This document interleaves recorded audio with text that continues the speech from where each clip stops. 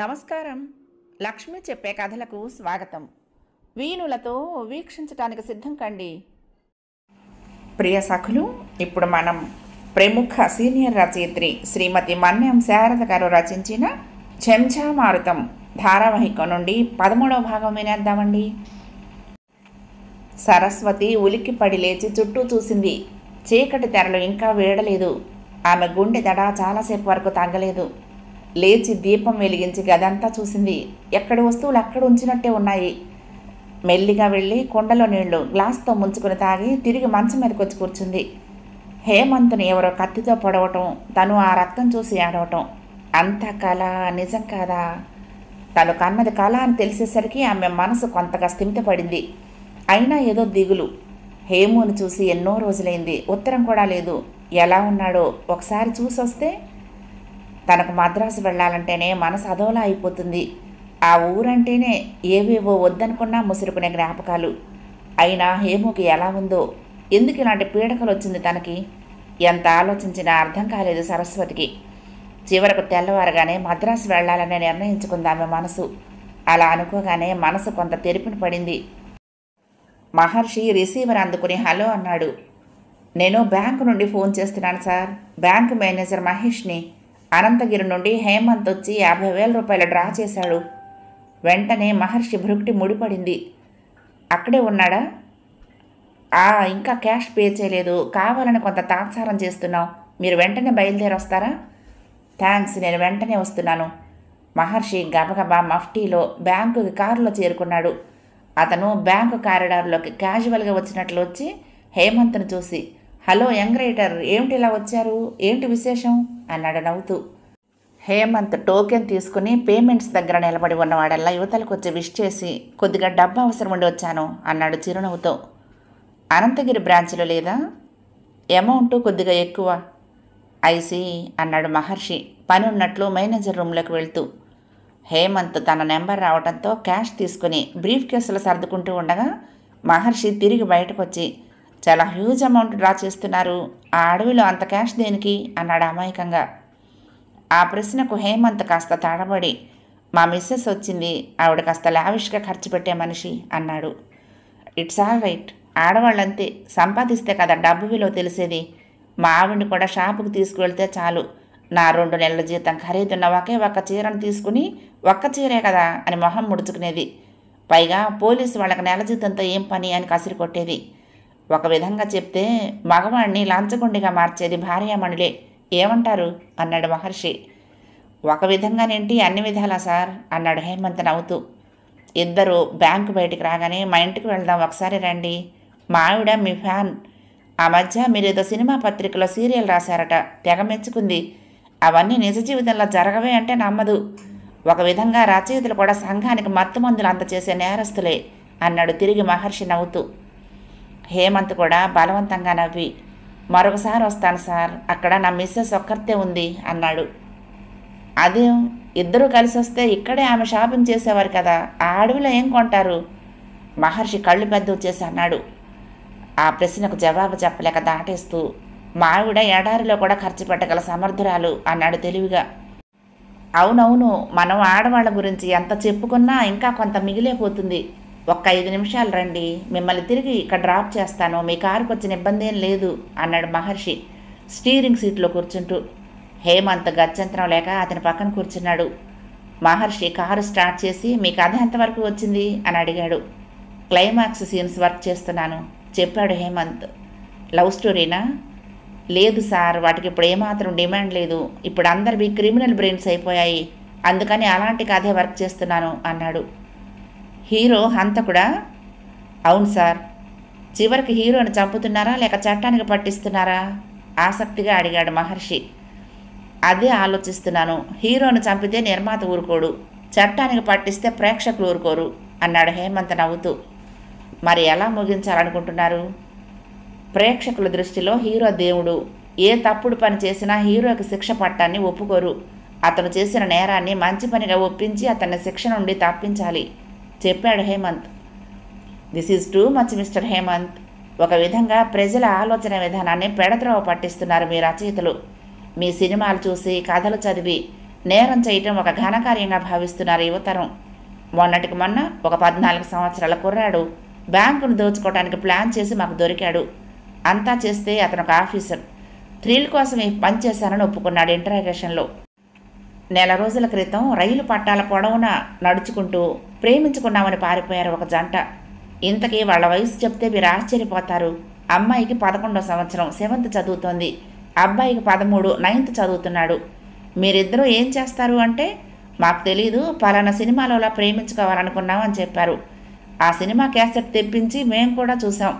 నిజమే, 13 ఏళ్ల హీరోయిన్ 15 ఏళ్ల కుర్రాడితో 3 రోజులు ఒకే గదిలో ఉండి గర్భవతి అవుతుంది. ఇలాంటి పెరవర్టెడ్ కథలు రాసే రచయితల్ని ముందు మూసేయాలి అన్నాడు మహర్షి ఆవేశంగా. హేమంత్ మొహం కొద్దిగా పేలవంగా మారింది ఆ మాటలకు. సారీ మిస్టర్ హేమంత్, మిమ్మల్ని హర్ట్ చేశానేమో. మాది పోలీస్ డిపార్ట్మెంట్ కదా, కాస్త కటువుగా వస్తాయి మాటలు. ఎనీవే, నా ఉద్దేశం ఏమిటంటే, రచయితలు పాఠకుల్ని ఇంప్రెస్ చేసే గ్లామర్ ఫీల్డ్లో ఉన్నవారు. వాళ్ళు కేవలం డబ్బు సంపాదించడాన్ని ధ్యేయంగా పెట్టుకోకుండా కొంత నైతిక బాధ్యత కూడా వహించాలి. ఏమంటారు?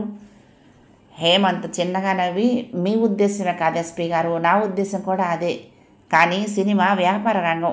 అక్కడ మాకు చాలా తక్కువ గుర్తింపు, ఎక్కువ ఒత్తిళ్లు ఉన్నాయి. అక్షరాలు రాని వ్యక్తి పెట్టుబడితో మా మీద పెత్తనం చెలాయిస్తాడు అన్నాడు. అవునవును, మీ బాధలు మీవి. రాజకీయాల్లో కూడా వాళ్లే కదా కష్టపడి ప్రతిభతో ఐఏఎస్ ఐపీఎస్లు పాస్ అయిన వ్యక్తుల మీద జులుం చేస్తున్నది అన్నాడు మహర్షి నవ్వుతూ.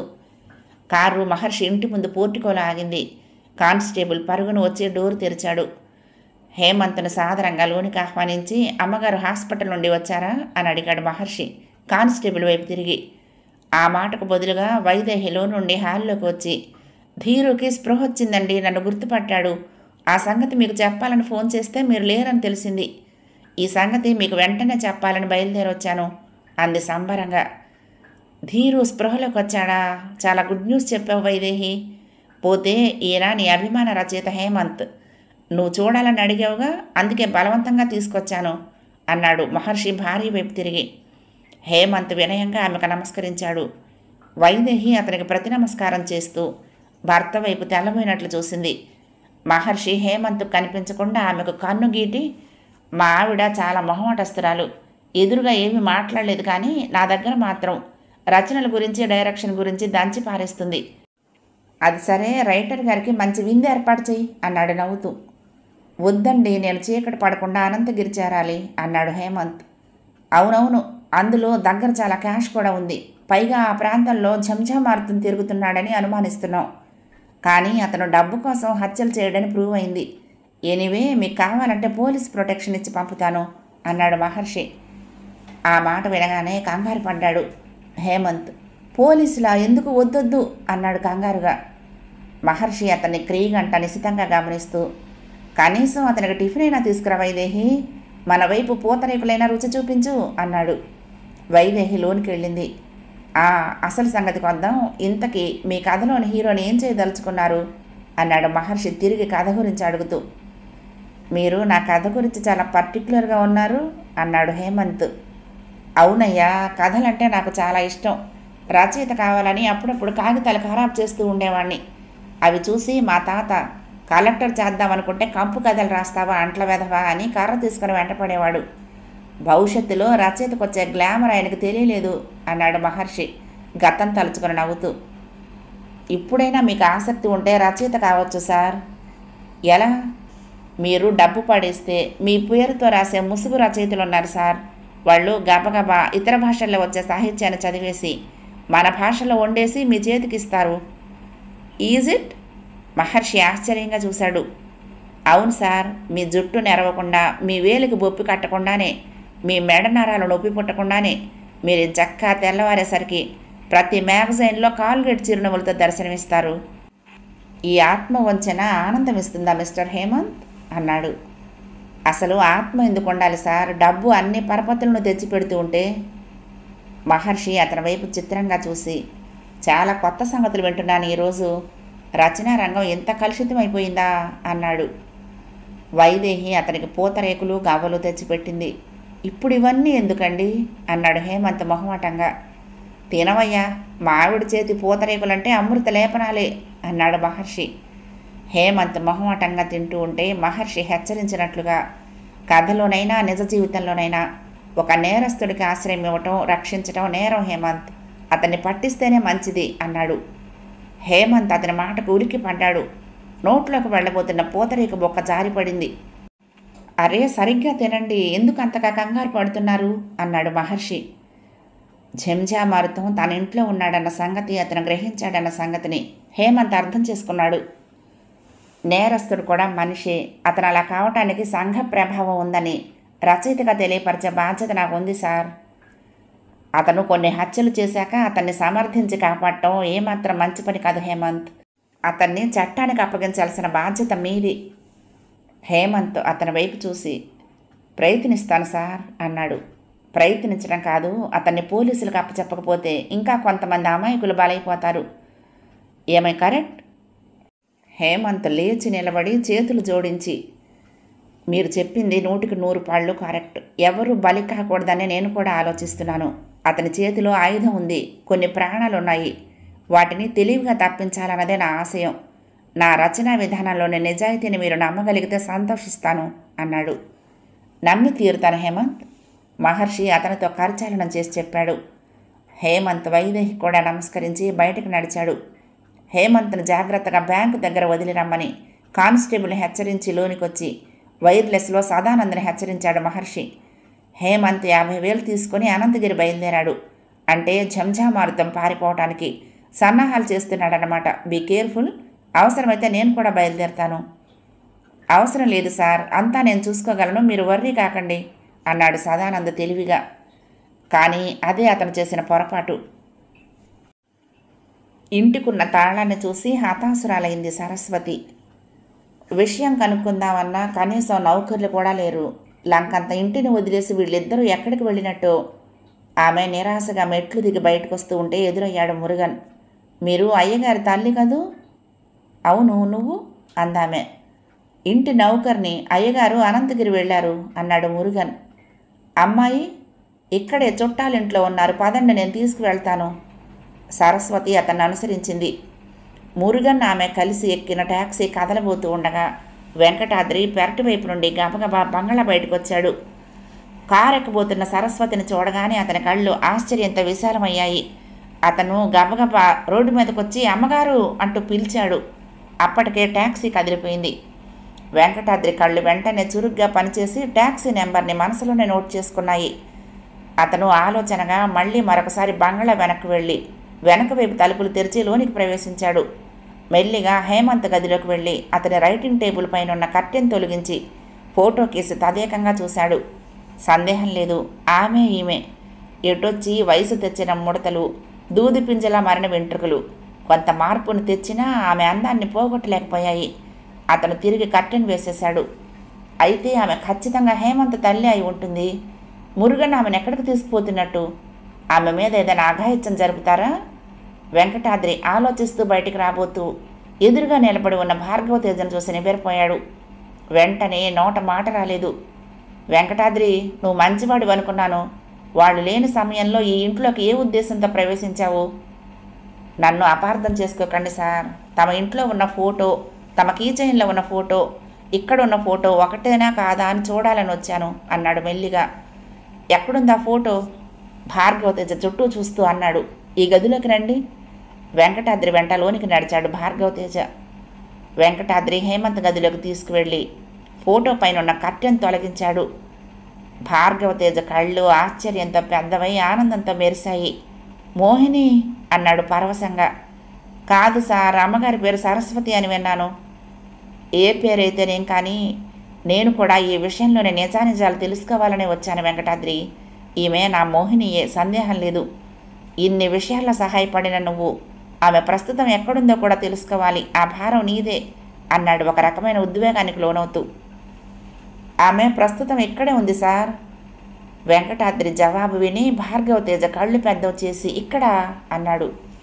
అవును సార్, 10 నిమిషాల ముందొచ్చుంటే ఆమెను స్వయంగా మీరు చూసుండేవారు. అంటే? అర్థం కానట్లు చూశాడు భార్గవ తేజ. ఆమెను మురుగన్ ట్యాక్సీ ఎక్కించుకొని తీసుకువెళ్ళాడు. వాడు నాగేంద్ర మనిషి. ఆమెనేం చేస్తారో సార్? వెంకటాద్రి జవాబు విని భార్గవతేజ నిశ్చేష్టుడయ్యాడు. మురుగన్ తీసుకువెళ్ళాడా? నువ్వు వారించలేకపోయావా వెంకటాద్రి? కంగారుగా అన్నాడు. ప్రయత్నించాను సార్, అప్పటికే ట్యాక్సీ కదిలిపోయింది. అయినా నెంబర్ నోట్ చేసుకున్నాను. భార్గవతేజ నిస్తేజంగా అక్కడున్న కుర్చీలో కూర్చుండిపోయాడు. వెంకటాద్రి, వెంటనే పోలీసులకు తెలియచేయి. ఆమె నాకు చాలా కావలసిన మనిషి వెంకటాద్రి. అంతకంటే ఆమె నా ప్రాణం. ఒక జీవితకాలం అంతా మనసంతా కళ్ళు చేసుకుని నిరీక్షిస్తున్న నా దేవత. ఆలస్యం చేయకు అన్నాడు భారంగా కళ్ళు మూసుకుని. వెంకటాద్రి వెంటనే అతని మానసిక పరిస్థితి అర్థం చేసుకుని పోలీసులకు ఫోన్ చేశాడు. రైటర్ హేమంత్ తల్లిని మురుగన్ అనే వారింటి నౌకరు మోసం చేసి ట్యాక్సీలో ఎక్కడికో తీసుకుని వెళ్ళాడు. ఇందులో నాగేంద్ర హ్యాండ్ ఉందని అనుకుంటున్నాం. ప్రముఖ దర్శక నిర్మాత భార్గవతేజ గారు వెంటనే ఈ విషయంలో యాక్షన్ తీసుకొని ఆమెను రక్షించవలసిందిగా కోరుతున్నారు అంటూ ట్యాక్సీ నెంబర్ తెలియచేశాడు వెంకటాద్రి. మీరు వర్రీ అవ్వకండి సార్, తప్పక ఆమె ఆచూకీ దొరికి తీరుతుంది భార్గవతేజను అనునయిస్తూ అన్నాడు వెంకటాద్రి. భార్గవతేజ మాట్లాడలేదు. అతని ఆలోచనలు దాదాపు 30 సంవత్సరాల వెనక్కు మళ్ళీ మోహిని స్మృతులతో నిండిపోతున్నాయి. మరొక 4 గంటల్లో ఫోన్ రింగ్ అయింది. ట్యాక్సీ డ్రైవర్ దొరికాడు అన్న వార్తతో. సంగతి ఏమైనా తెలిసిందా సార్? వాళ్లను అడయార్లో వదిలినట్టు చెప్పాడు. అక్కడికి వెళ్ళి చూస్తే ఎవరూ లేరు. మురుగన్ కోసం గాలిస్తున్నాం చెప్పాడు ఇన్స్పెక్టర్. ఆ విషయం విన్న భార్గవతేజ స్వయంగా ఆ జ్యూరిస్డిక్షన్ సూపరింటెండెంట్కి ఫోన్ చేశాడు. ఆమె మాకు చాలా కావలసిన వ్యక్తి. ఆమె కొడుకును నేను సినిమా స్క్రిప్ట్ కోసం అనంతగిరి పంపించాను. ఆలస్యమైతే ఆమెకు ఏదైనా ఆపద వాటిల్లితే అది నా నేరం అవుతుంది. మీరు వెంటనే ఆమె ఆచూకీ తెలుసుకోవాలి అన్నాడు. షూర్ షూర్ సార్, మీరేం వర్రీ కావద్దు. నేను స్వయంగా కలగ చేసుకుని కనుక్కుంటాను అన్నాడు ఎస్పీ. మరో అరగంటకు మురుగన్ దొరికాడన్న వార్త తెలిసింది. కానీ అతను చెప్పిన ప్రదేశంలో సరస్వతి కనిపించలేదన్న వార్త భార్గవతేజను హతాశుణ్ణి చేసింది. నాగేంద్ర స్వయంగా ఆమెను ఆ ప్రదేశం నుండి తరలించాడన్న వార్త తెలిసి విపరీతమైన టెన్షన్కు గురయ్యాడు భార్గవతేజ. మహర్షిని చూసి ధీరజ్ లేచి కూర్చోబోయాడు. మహర్షి అతని భుజాలు పట్టుకుని వారించి, how are you my boy అన్నాడు సజల నయనాలతో అతన్ని వాత్సల్యంగా చూస్తూ. ఫైన్ సార్, నన్ను ఇక డిశ్చార్జ్ చేయమని డాక్టర్కి చెప్పండి సార్ అన్నాడు ధీరజ్. ఎందుకంత కంగారు? ఇంకా బాగా రెస్ట్ తీసుకోవాలి నువ్వు అన్నాడు మహర్షి అనునయంగా. లేదు సార్, నేను వెంటనే డ్యూటీలో జాయిన్ అయ్యి ఆ జంజామారుతంగాని పట్టుకొని తీరుతాను. ఆంటీ నాకు అన్ని సంగతులు చెప్పారు. తుషార్ కూడా అక్కడికి వెళ్ళిందని అన్నాడు ధీరజ్ ఆవేశంగా. మహర్షి వెంటనే వైదేహి వైపు చూపు తిప్పి సీరియస్గా చూశాడు. భర్త చూపులోని భావాన్ని అర్థం చేసుకున్న వైదేహి తప్పు చేసినట్లుగా తలదించుకుని, నేను కావాలని ఆ సంగతులన్నీ ధీరజ్కు చెప్పలేదండి. నిన్న పద్మావతి గారు వచ్చి ఇక్కడ ఆ విషయాలన్నీ ఏకరువు పెట్టారు. ఆమె తుషార్ గురించి ఏడవటం వలన ధీరజ్ ఏం జరిగిందని నన్ను నిలదీశాడు. చెప్పక తప్పింది కాదు అంది. అవును అంకుల్, ఇందులో ఆంటీ తప్పేం లేదు. పద్మావతి గారు నా వల్లనే తన కూతురు అలా తయారైనట్లుగా నిష్ఠూరంగా మాట్లాడారు. ఆమె తొందరపాటుగా నోరు పారేసుకున్న ఆమె బాధ ఆమెది అన్నాడు ధీరజ్ పరిస్థితి గమనించి. పెళ్లి కావలసిన పిల్ల అలా ఎక్కడికో వెళ్ళిందంటే బంధువులు ఎన్నో రకాల వదంతులు లేవదీసి అల్లరి చేస్తారు. తుషార తెలివైంది అయినా తొందరపాటు పిల్ల. ఆమె మీద సినిమాల ప్రభావం బాగా ఉంది. పోలీసు డిపార్ట్మెంట్ని అల్లాడిస్తున్న ఒక హంతకుణ్ణి తను వెళ్ళి ఎలా పట్టుకోగలనుకుంది? వాడు గుర్తుపట్టి చంపేస్తే అన్నాడు ఆవేశంగా ధీరజ్. నువ్వు తిరిగి ఆ విషయం ఆలోచించి లేనిపోని టెన్షన్స్ తెచ్చుకోకు. నేను తుషార్ సంగతులు ఎప్పటికప్పుడు కేర్ఫుల్గా తెలుసుకుంటూనే ఉన్నాను. సదానంద్ అక్కడే ఉన్నాడు. తుషార గిరిజన యువతి గెటప్తో అక్కడికి చేరుకుంది. ఆమె తొందరపాటుగా ఆ ట్రాపులోకి తనంతట తానుగా వెళ్ళి ఇరుక్కుంది. ఏం చేయగలం? మనం ఫోర్స్ను ఉపయోగిస్తే వాడు నిర్దాక్షణ్యంగా అందరినీ ముక్కలు ముక్కలుగా చంపుతాడు అన్నాడు మహర్షి. ధీరజ్ కళ్ళు కలవరంగా రెపరెపలాడాయి. అందుకే నేను వెంటనే జాయిన్ అవుతానంటున్నాను సార్. నా కొలీగ్ గురించి నేను మాట్లాడకూడదు, కానీ సదానంద అమాయకుడు. ఏదో అడ్వెంచర్ చేయాలని అతని ఆశయం. అతను ఆ తొందరపాటులో ఒకవేళ ఏమైనా అయితే అన్నాడు ఆందోళనగా. మహర్షి ధీరజ్ వైపు నిశితంగా చూసి, నేను అతన్ని హెచ్చరించే పంపించాను. అనంతగిరి వరకు పోలీసు బందోబస్తు కూడా బాగా ఏర్పాటు చేశాను. అలా కాదని నువ్వు అనుకుంటే నేను స్వయంగా ఈ కేసు డీల్ చేస్తాను. నువ్వు అనవసరమైన ఆందోళన పడకుండా రెస్ట్ తీసుకో అన్నాడు లేచి నిలబడుతూ. సార్ మీరొద్దు.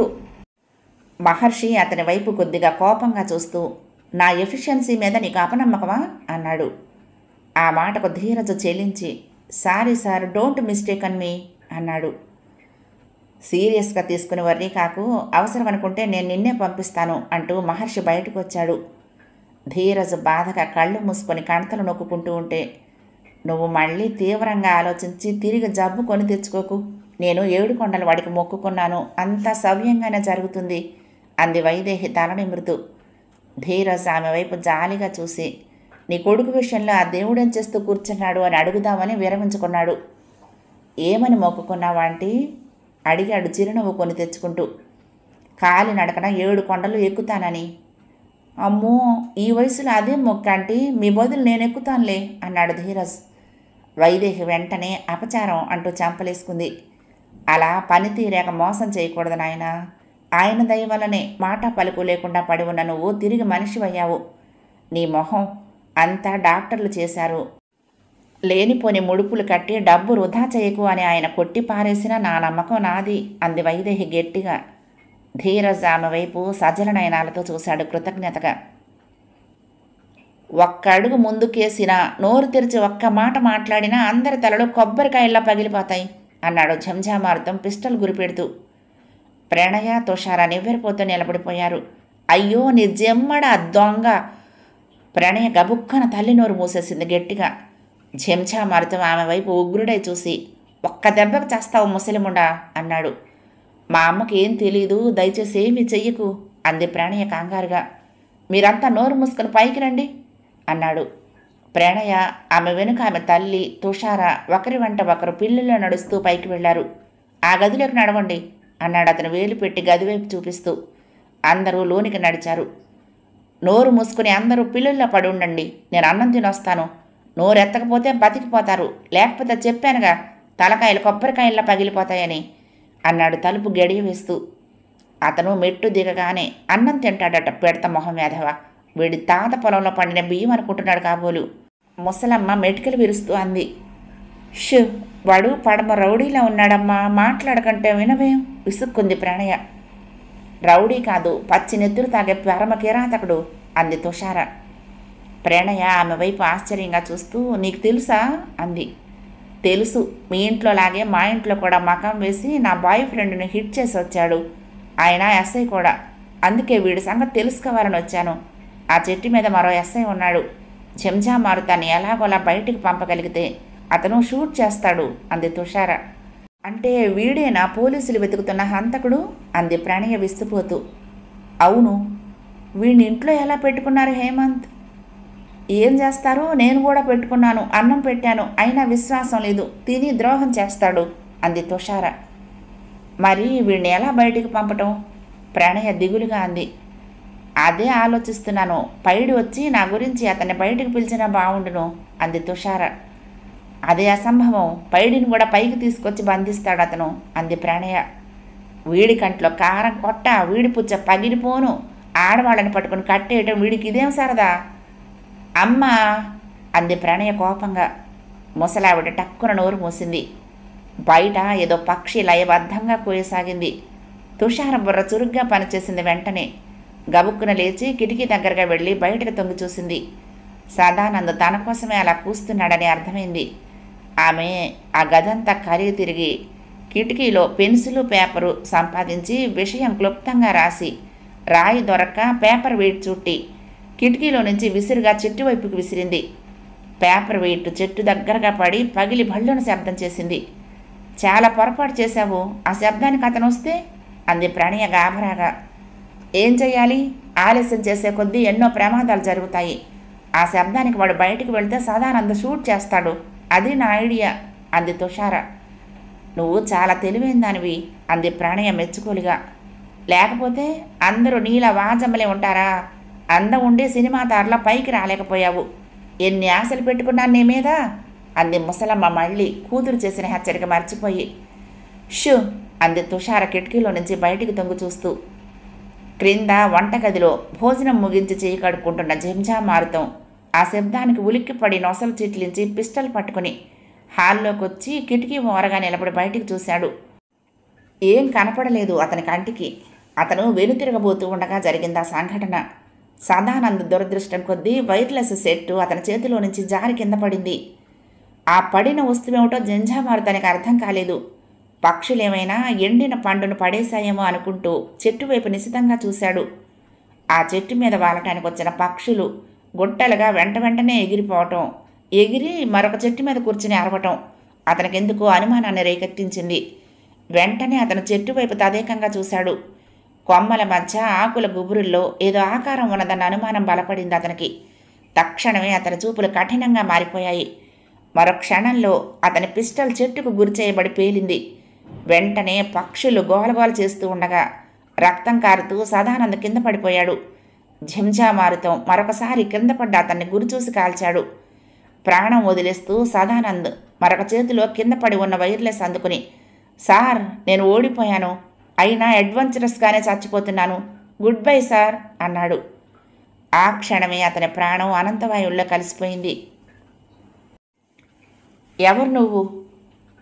నాగేంద్ర ఆమె ప్రశ్నకు వికటంగా నవ్వి, ఏ వరసను చెప్పను పెద్దమ్మ, నేను చేసుకోవలసిన పిల్లను గాలం వేసి నీ కొడుకు కట్టేసుకున్నాడు. మీ ఆయన కాని ఆయన అంటే ఆ పిల్లకి మంట, అందుకు నన్ను సాయం అడిగింది. మీ ప్రేమ కథ కనుక్కోమని నాకు డబ్బు ఇచ్చింది, అందుకే ఎంత కష్టపడుతున్నాను అన్నాడు అతను వెటకారంగా. సరస్వతి అతని మాటలకు కోపం తెచ్చుకోలేదు. ప్రశాంతంగా అతని వైపు చూస్తూ, నీ మాటలు నాకు అంతగా బోధపట్టం లేదు బాబు. నా కొడుకును చూడాలని చాలా రోజుల తర్వాత ఇటు వచ్చాను. తెలిసి నేనెవ్వరికీ అపకారం చేసిన మనిషిని కాను. నన్ను బంధించటం వల్ల నీకేం ఉపకారం జరుగుతుంది అంది నెమ్మదిగా. చెవిటివాడి ముందు శంఖం ఊదినట్లుగా ఆమె స్వాంతన వచనాలు అతనికి ఏమాత్రం రుచించలేదు. ఇదిగో ముసలమ్మ, నా దగ్గర డ్రామా లేకు. ఈ చైన్లో ఉన్న ఫోటో నీది కాదు అన్నాడు దాన్ని ఆమె ముందుకు విసురుతూ. సరస్వతి ఆ కీ చైన్ అందుకుని అందులోని లాకెట్లో ఉన్న ఫోటో కేసి చూసి, ఇది నీకెక్కడ దొరికింది అంది. దొరకలేదు, దొరకపుచ్చుకున్నాను. ఈ ఫోటో నీదేగా, ఆ సంగతి చెప్పు. అవును.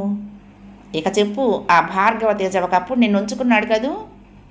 సరస్వతి అతని వైపు నిరసనగా చూసి చిన్నగా నవ్వి, నాకంటే వయసులో చాలా చిన్నవాడివి. నీ తల్లి వయసు స్త్రీతో మాట్లాడే విధానం ఇదేనా? నీ తల్లి నీకింత మాత్రం మర్యాద నేర్పిందా అంది. అబ్బో, వృద్ధ నారీ పతివ్రత అని నీకు మర్యాద కావాల్సి వచ్చిందా ముసలి? పిచ్చి ప్రసంగాలు చేయక నేను అడిగిన వాటికి జవాబు చెప్పు. మీ ఇద్దరికి పుట్టినవాడేగా హేమంత్ గాడు. ఆ చరిత్ర లేని వెధవ కాగితాల నిండా నీతులు రాస్తాడు. వాడి బతుకు, వాడి బాబు బతుకు బజార్లో పెడతాను అన్నాడు కసిగా నాగేంద్ర. హేమంత్ నీకేం అపకారం చేశాడని ఇలా అకారణంగా తిడుతున్నావు? నా జీవితంలో ఏనాడో జరిగిన విషాద సంఘటనను కెలికి అల్లరి చేస్తే నీకే మురుగుతుంది. నువ్వు అనాలోచితంగా అకారణంగా నాపై, నా కుటుంబ వ్యక్తులపై పగ పెంచుకుంటున్నావు. అది మంచిది కాదు బాబు అందామె శాంతంగా. అబ్బో, ఏం శాంతం నటిస్తున్నావు? పిల్లిలా యాక్టింగ్ చేస్తే వదిలేస్తాననుకుంటున్నావేమో. నిన్ను అడ్డం పెట్టుకుని ఆ భార్గవ తేజగాడి ఆస్తి సగం కొట్టేస్తే గాని నాకు నిద్ర పట్టదు. పాపం వాడు నిన్ను తెగ కలవరిస్తున్నాళ్లే అన్నాడు నాగేంద్ర ఫోన్ దగ్గరికి వెళ్ళి డయల్ చేస్తూ. ఆ మాట వినగానే సరస్వతి కళ్ళు మెరిశాయి. ఆమె నాగేంద్ర వైపు చూస్తూ, ఆయన ఇక్కడే ఉన్నారా బాబు అంది వణుకుతున్న స్వరంతో. మాట్లాడతావా అంటూ అటు నుండి హలో అన్న భార్గవ తేజ కంఠస్వరం వినగానే, హలో పెదనాన్న, పెద్దమ్మ నీతో మాట్లాడాలని తెగ సంబరపడిపోతుంది, మాట్లాడతావా అన్నాడు. ఆ మాట వినగానే భార్గవ తేజలో ఎక్కడ లేని టెన్షన్ చోటు చేసుకుంది. హలో మోహిని అన్నాడు ఆత్రంగా. అంత స్పీడు పనికిరాదు పెదనాన్న. పెద్దమ్మకు నువ్వు పెట్టుకున్న రొమాంటిక్ పేరు మోహిని అన్నమాట. ముందు మనిద్దరి మధ్య ఒప్పందం జరిగిపోతే నువ్వు పెద్దమ్మతో ఈ వెధవ ఫోన్లో దేనికి, డైరెక్ట్గానే డ్యూయెట్లు పాడుకుందు కానీ. ఇంతకీ మన ఆస్తి మొత్తం ఎంత ఉంటుందేంటి అన్నాడు. ఎందుకు? ఎదురు ప్రశ్నలొద్దు, నీకెంత కావాలో చెప్పు. తెలివైన వాడివే, లెక్కలు చెప్పవన్నమాట. సరే, ఒక 10 లక్షలు, అంతా క్యాష్. అర్జెంటుగా తెస్తే పెద్దమ్మ నీకు అప్పచెప్తాను. సరే, అయితే వెంటనే బయలుదేరరా. ఎక్కడికి రావాలి? అడయారు స్నేక్ పార్క్ దగ్గర నిలబడు. ఓ ట్యాక్సీ వచ్చి నీ ముందు ఆగుతుంది. ఈ పార్కులో నాగుపాములున్నాయా అని డ్రైవర్ నిన్ను అడుగుతాడు. వెంటనే ఎక్కి కూర్చో. పోలీసులకు ఏమాత్రం తెలియచేసినా పెద్దమ్మ శవం కూడా నీకు దక్కదు అన్నాడు నాగేంద్ర. అలాగే, నేను వెంటనే బయలుదేరుతున్నాను. నాగేంద్ర రిసీవర్ని క్రెడిల్ చేసి, దెబ్బకు దెయ్యం లొంగుతుందన్నారు పెద్దలు. ప్రేయసి మీద ప్రేమతో బ్లాక్ మనీ బయటకు తీస్తున్నాడు గురుడు. అందాక విరహ గీతాలు పాడుకో పెద్దమ్మ అంటూ సరస్వతిని గదిలో పెట్టి తాళం వేసి ఈల వేసుకుంటూ బయటికి వెళ్ళిపోయాడు హుషారుగా. 13వ భాగం సమాప్తం. ఈ ధారావాహిక ముగింపును 14వ భాగంలో వినేద్దామండి. ఈ కథ మీకు నచ్చితే తప్పకుండా లైక్ చేయండి, షేర్ చేయండి, కామెంట్ చేయండి, సబ్స్క్రైబ్ చేసుకుని నన్ను ఎంకరేజ్ చేయండి. ఉంటానండి. ప్రేమతో లక్ష్మి, కృష్ణాతీరం దుర్గమ్మ సన్నిధానం. నమస్తే.